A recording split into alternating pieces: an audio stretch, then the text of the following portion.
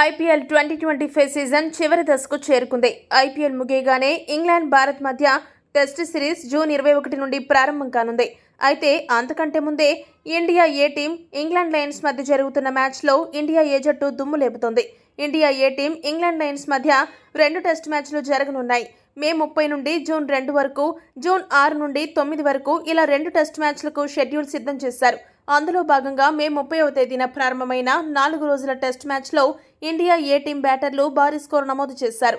ఈ మ్యాచ్లో first batting చేసిన ఇండియా ఏ బ్యాటర్లు నెక్స్ట్ లెవెల్ బ్యాటింగ్తో దుమ్ము లేపారు. మొదటి రోజు సెంచరీ చేసిన కరుణ్ నాయర్ రెండో రోజు డబుల్ సెంచరీ పూర్తి చేసుకున్నాడు. దేశవాళీ క్రికెట్లో దుమ్ము లేపిన కరుణ్ నాయర్ ఇప్పుడు ఇంగ్లాండ్ గడ్డపై కూడా డబుల్ సెంచరీ సాధించి రఫ్ ఆడించాడు. డబుల్ సెంచరీ చేసిన తర్వాత దూకుడుగా ఆడేందుకు ప్రయత్నించి అవుట్ అయ్యాడు. 281 బంతులు ఆడిన కరుణ్ నాయర్ 26 ఫోర్లు, 1 సిక్సర్తో 204 పరుగులు చేసి అవుట్ అయ్యాడు. ఇక మిడిల్ ఆర్డర్ బ్యాటర్లు సర్ఫరాజ్ ఖాన్ 92 పరుగులు, ధ్రువ్ జురెల్ 94 పరుగులు చేసి అవుట్ అయ్యారు. సెంచరీని చేజార్చుకున్నారు. మిగిలిన బ్యాటర్లు ఓ మోస్తరుగా బ్యాటింగ్ చేశారు. కానీ ఎవ్వరూ కూడా 30 పరుగుల మార్కును దాటలేకపోయారు.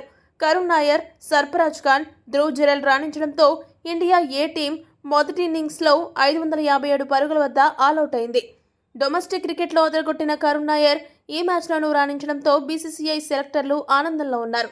ఇంగ్లాండ్తో జరిగే 5 టెస్టుల సిరీస్లోనూ కరుణ్ నాయర్కు తుది జట్టులో చోటు ఖాయంగా కనబడుతోంది. ఈ వీడియో కనుక మీకు నచ్చినట్టయితే లైక్, షేర్, కామెంట్ చేయండి. మరిన్ని స్పోర్ట్స్ అప్డేట్స్ కోసం మా ఛానల్ను సబ్స్క్రైబ్ చేసుకోండి.